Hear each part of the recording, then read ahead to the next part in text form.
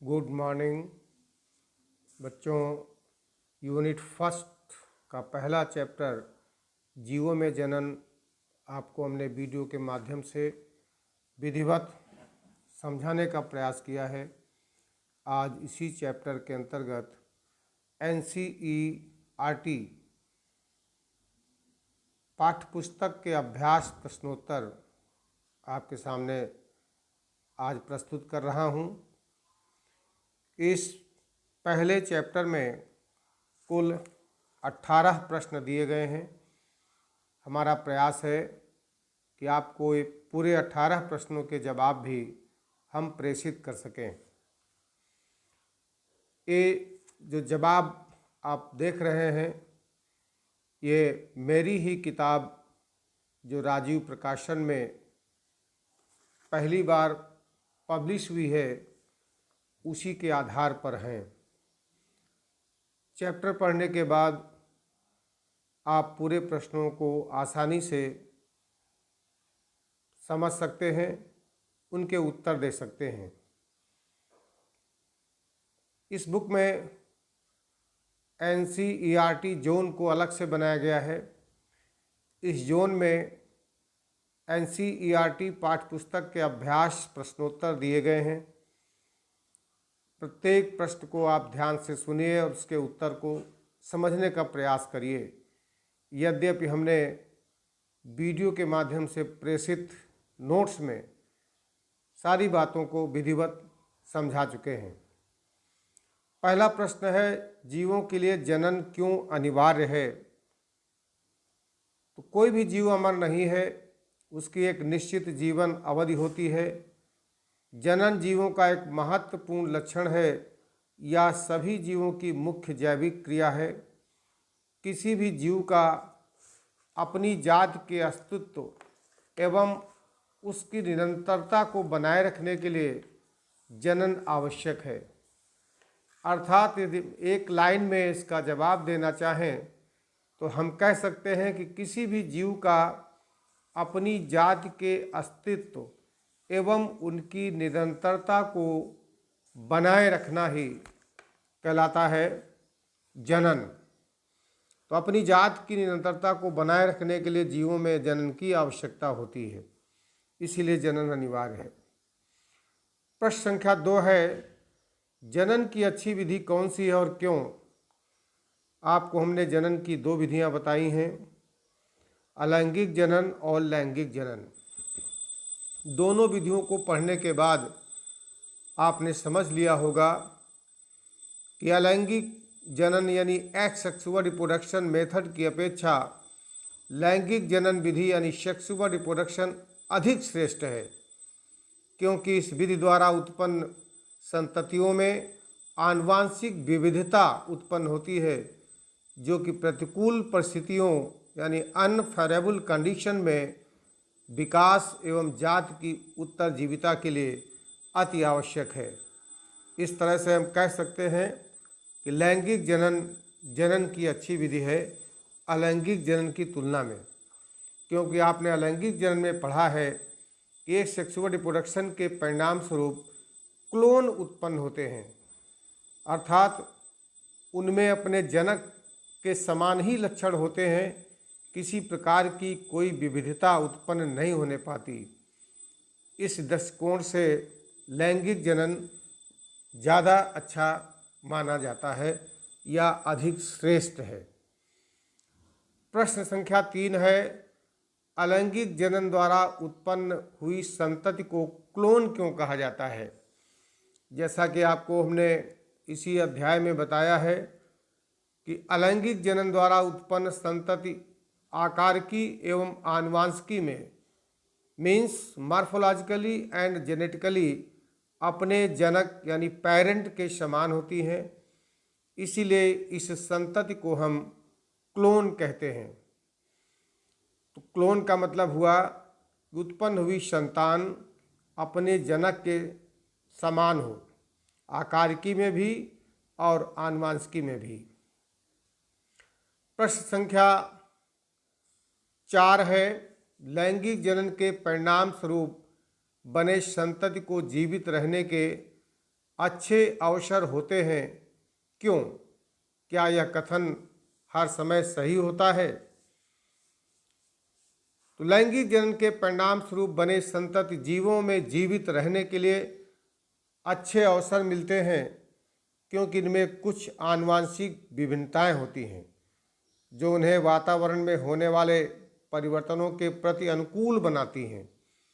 जनकों के दुर्बल एवं रोग कारक लक्षण इनमें प्रकट नहीं होते हैं, अतः इनके जीवित रहने के अवसर अधिक होते हैं।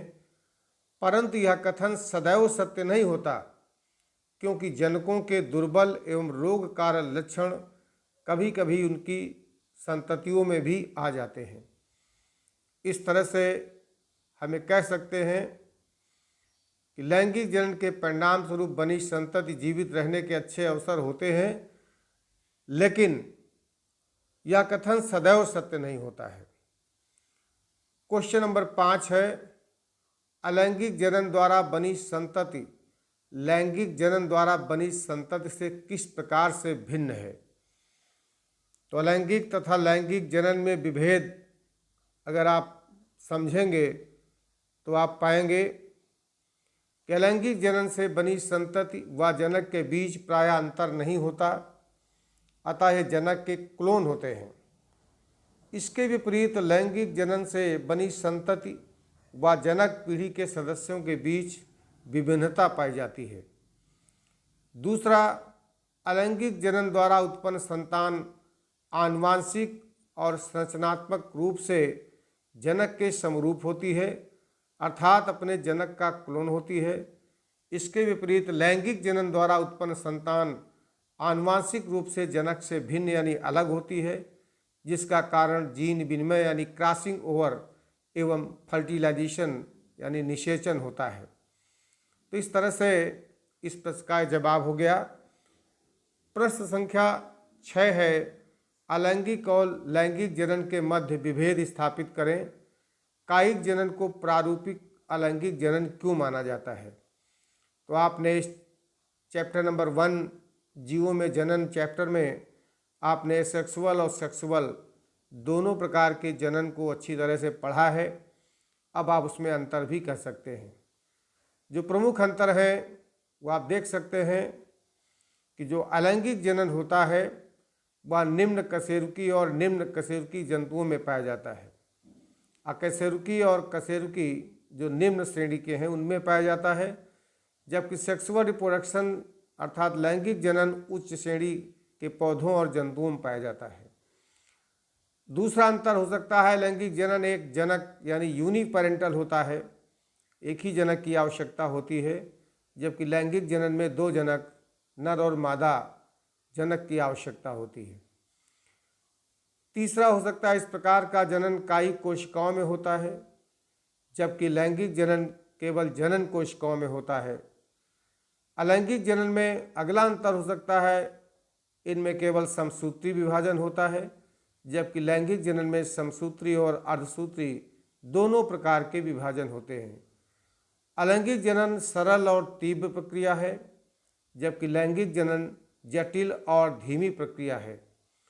इस तरह से अलैंगिक और लैंगिक जनन में ये प्रमुख अंतर आप लिख सकते हैं। अगला प्रश्न प्रश्न संख्या 7 है, जो आपके एनसीईआरटी में है कि कायिक प्रवर्धन से आप क्या समझते हैं, कोई उपर्युक्त उदाहरण दीजिए।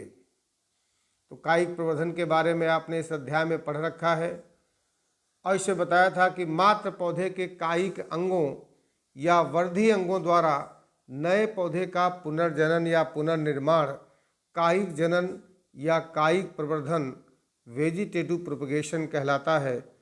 जैसे कई सारे उदाहरण इसमें हमने आपको बताए हैं, जैसे कि शकरकंद है, जैसे कि अजूबा में पत्तियों द्वारा होता है, जड़ों द्वारा भी होता है।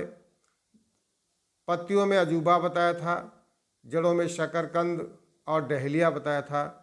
तो आप इस प्रकार से कायिक प्रवर्धन को अपनी नोट्स कॉपी में भी आप लिख चुके हैं, समझ भी चुके हैं, इसको लिख सकते हैं। प्रश्न संख्या 8 है, व्याख्या कीजिए। किशोर चरण या जुवेनाइल फेज, प्रजनक चरण या रिप्रोडक्टिव फेज, और तीसरा जीर्णता चरण या जीर्णावस्था यानी सेनेसेंट फेज। इनके बारे में भी आपको हम इस अध्याय में विधिवत समझा चुके हैं। किशोरावस्था या जुवेनाइल फेज सभी जीवधारी लैंगिक रूप से परिपक्व होने से पूर्व एक निश्चित अवस्था से गुजरते हैं, जिसके पश्चात ही वे लैंगिक जनन कर सकते हैं। प्राणियों में वृद्धि काल को किशोरावस्था, लेकिन पादपों में इसे हम कायिक प्रवस्था के नाम से जानते हैं। अर्थात जीव में जन्म से लेकर जनन अवस्था के बीच का समय किशोरावस्था या जुवेनाइल फेज या हम किशोर चरण कह सकते हैं। दूसरा प्रजनक चरण या जनन अवस्था रिप्रोडक्टिव फेज क्या है? जंतुओं में यह अवस्था किशोरावस्था के अंत से प्रारंभ होकर जीर्ण अवस्था में पहुंचने तक की अवस्था है, जबकि पादपों में यह अवस्था पुष्पों के प्रकट होने के साथ प्रारंभ होती है। तीसरा है जीर्णावस्था या सेनेसेंस फेज। यह जनन अवस्था के बाद की अवस्था होती है। जीर्णावस्था में शरीर की उपापचयी क्रियाएं मीन्स मेटाबॉलिक प्रोसेसेस या मेटाबॉलिक रिएक्शंस धीमी होने लगती हैं और अंततः जीव की मृत्यु हो जाती है। तो इस प्रकार से तीनों अवस्थाएं जुवेनाइल फेज, रिप्रोडक्टिव फेज और सेनेसेंट फेज के बारे में आपने जान लिया है। अगला प्रश्न आता है, प्रश्न नंबर 9। अपनी जटिलता के बावजूद बड़े जीवों ने लैंगिक प्रजनन को पाया है, क्यों? प्रश्न को ध्यान से समझिएगा। अपनी जटिलता के बावजूद बड़े जीवों में लैंगिक जनन को अपनाया है या लैंगिक जनन को अपनाया जाता है, क्यों? तो इसका उत्तर है, अधिकतर जीव लैंगिक विधि द्वारा जनन करते हैं। अलैंगिक विधि द्वारा जनन करने वाले जीव जैसे कवक यानी फंजाई, शैवाल यानी एल्गी भी प्रतिकूल परिस्थितियों अनफेवरेबल कंडीशंस के आने से पूर्व लैंगिक जनन करते हैं। लैंगिक जनन द्वारा उत्पन्न संततियों में विविधता यानी वेरिएशंस उत्पन्न होते हैं, जो किसी भी जीव के लिए पीढ़ी दर पीढ़ी अपनी जात की निरंतरता को बनाए रखने के लिए अत्यंत आवश्यक होते हैं। इसीलिए अपनी जटिलता के बावजूद भी बड़े जीवों में लैंगिक जनन को ही अपनाया जाता है। प्रश्न संख्या 10 है, व्याख्या करके बताएं कि अर्धसूत्री विभाजन तथा युग्मक जनन सदैव अंतर संबंधित यानी अंतरबद्ध होते हैं, क्यों? तो इसका सीधा सा जवाब है, गैमेटोजेनेसिस अर्थात युग्मक जनन की प्रक्रिया में दो प्रकार के युग्मक यानी गैमेट्स, नर युग्मक मेल गैमेट्स और मादा युग्मक फीमेल गैमेट्स बनते हैं। ये दोनों युग्मक हैप्लॉइड होते हैं। हैप्लॉइड यानी अगुणित जनक समसूत्री विभाजन द्वारा युग्मक उत्पन्न करता है। अधिकांश जनक द्विगुणित यानी डिप्लॉइड होते हैं और यह अर्धसूत्री विभाजन द्वारा अगुणित युग्मक यानी हैप्लॉइड गैमीट उत्पन्न करते हैं। प्रत्येक गैमीट में अर्धसूत्री विभाजन के अंत में गुणसूत्रों का केवल एक युग्म उपस्थित होता है। तो इस तरह से ये प्रश्न था कि व्याख्या करके बताएं कि अर्धसूत्री विभाजन तथा युग्मक जनन सदैव अंतर संबंधित होते हैं, क्यों? तो आपको जवाब समझ में आ गया होगा। अगला प्रश्न संख्या 11 है, प्रश्न 11 नंबर। प्रत्येक पुष्पी पादप के भाग को पहचाने और लिखें कि वह अगुणित यानी हैप्लॉइड है या द्विगुणित डिप्लॉइड यन है या 2n, ये पहचानना है। तो आप जानते हैं कि अंडाशय द्विगुणित होता है, परागकोश द्विगुणित होता है, अंडा या डिंब अगुणित होता है, पराग अगुणित होता है, नर युग्मक अगुणित होता है और युग्मनज द्विगुणित होता है। इसलिए युग्मनज द्विगुणित होता है कि नर और मादा युग्मकों के समेकन से बनता है। यन और यन मिलकर युग्मनज को 2n अर्थात द्विगुणित बना देते हैं।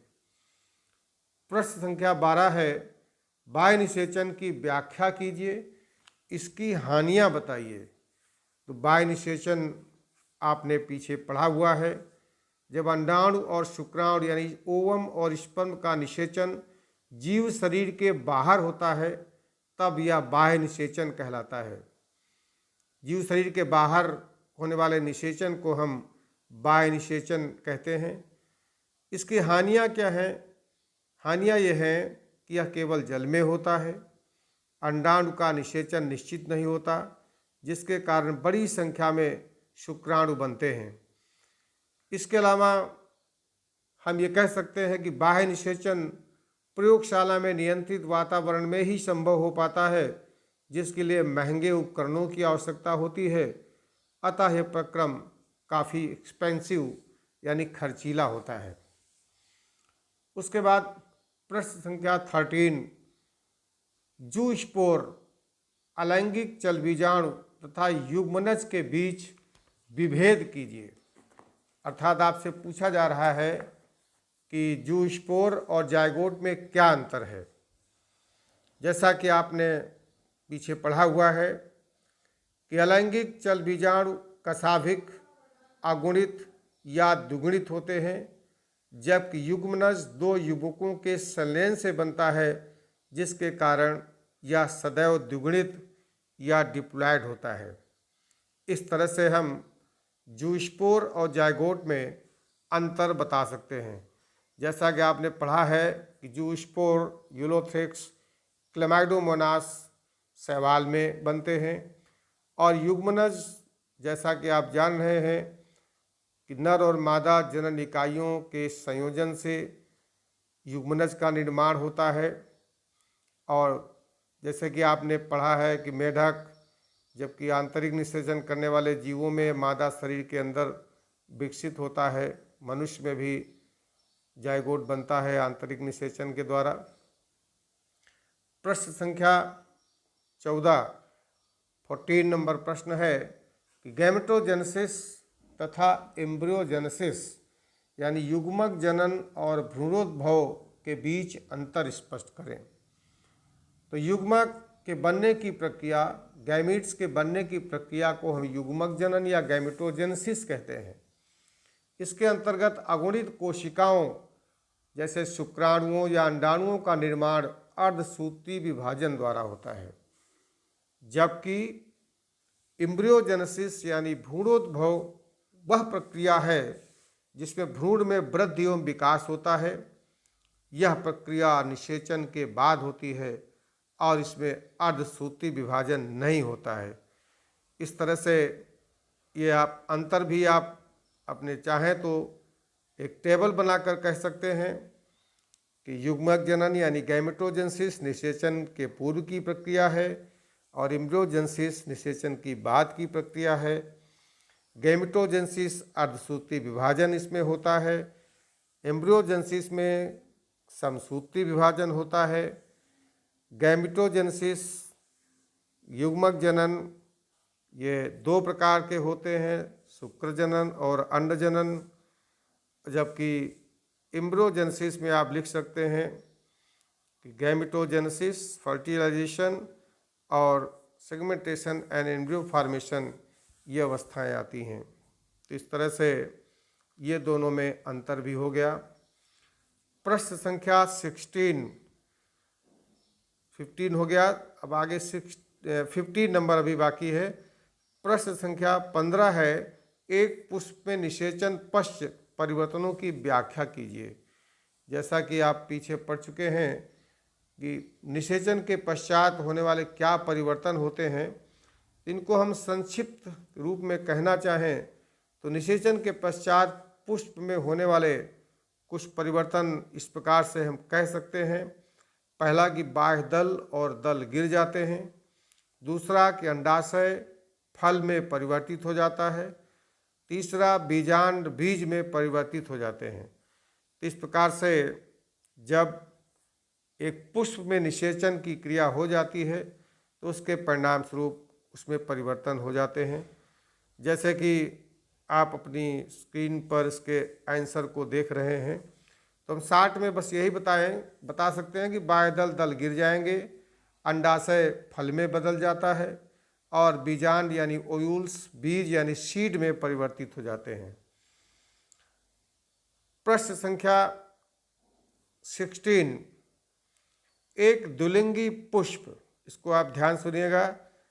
प्रश्न संख्या 17 है, एक द्विलिंगी पुष्प क्या है? अपने आसपास के 5 द्विलिंगी पुष्पों को एकत्र करें और अपने शिक्षक की सहायता से इनके सामान्य यानी स्थानीय और वैज्ञानिक नामों का पता करें।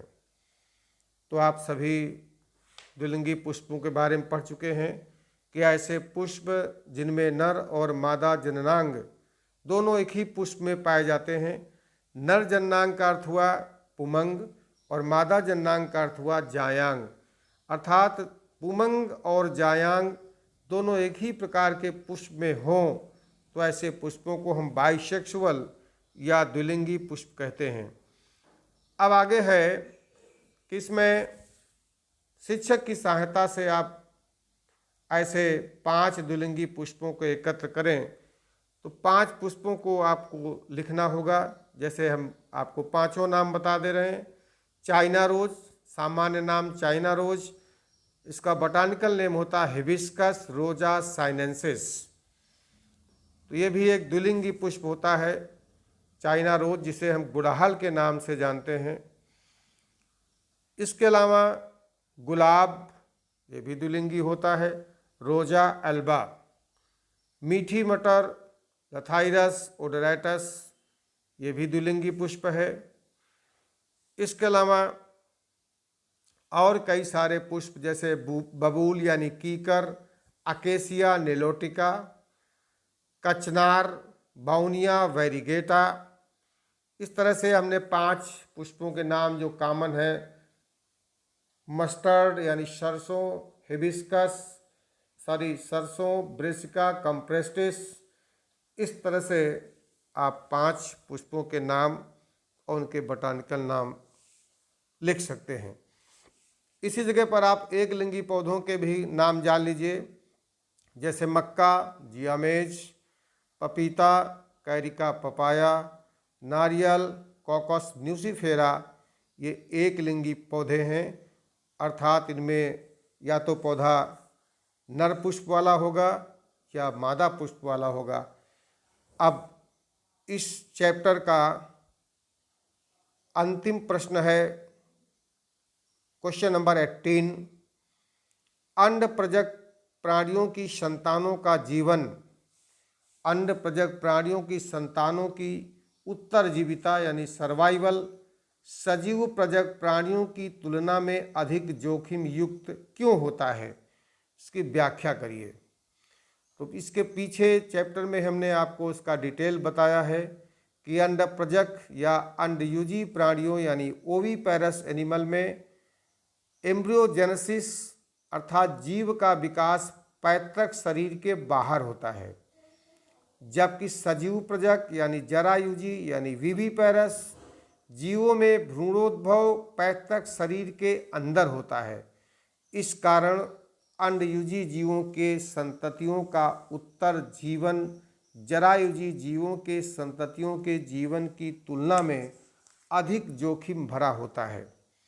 इस तरह से इस प्रश्न का जवाब भी आप समझ गए होंगे कि अंड प्रजक प्राणियों का जीवन सजीव प्रजक प्राणियों अर्थात शिशु को जन्म देने वाले प्राणियों की तुलना में अधिक जोखिमपूर्ण होता है, क्योंकि अंडे की सुरक्षा हर समय सुनिश्चित नहीं की जा सकती, क्योंकि अंड प्रजक प्राणियों को भोजन की तलाश में अंडों से काफ़ी दूर जाना पड़ सकता है।